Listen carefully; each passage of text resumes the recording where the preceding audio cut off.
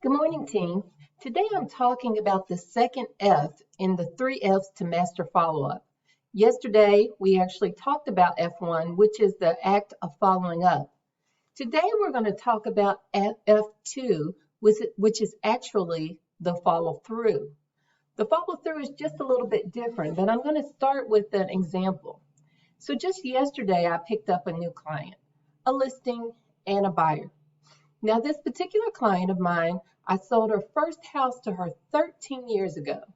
She purchased that house with her father, a small house. They never thought they could be homeowners.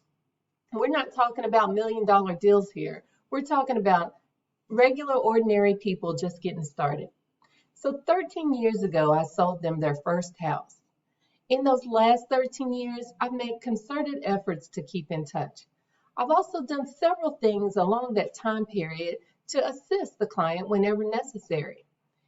Unfortunately, her father passed away along the way, and so I was able to talk to her and help her navigate through that situation because they were both on the deed. There were also some tough times during those years as she had to readjust to life by herself, and I've worked with her or advised her on loan modifications or other opportunities that can help her keep her house. There were also repairs that needed to be done, contractors to advise or recommend. And over the time, anytime the client asked something of me, I was able to deliver. Even in the last few years, we've talked a couple of times about putting the house on the market.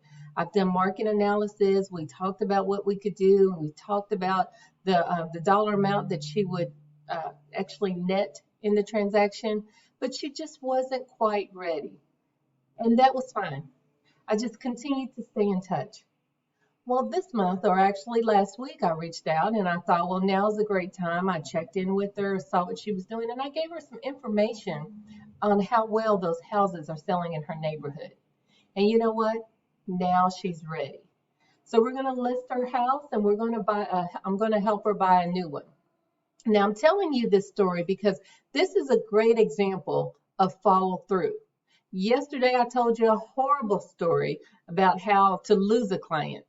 But today, I'm sharing with you how to keep a client, a long-time client, not just a one-time client, but a repeat client, and ultimately a client that will continue to send you referrals. The key to follow through is one, answer your clients. If they ask for something, even if you don't know, you should be responsive. You should answer. Two, always do what you say you'll do. So if they ask for something real estate related or not, if you say you're going to do it, always do it. And lastly, treat even your past clients like they're new.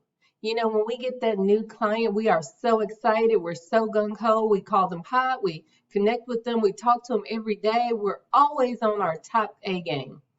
But with our past clients, sometimes we get a little complacent.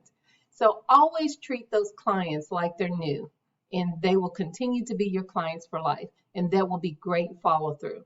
So I hope this helps you guys stay in touch with your past clients and get more business in the future. You guys be great.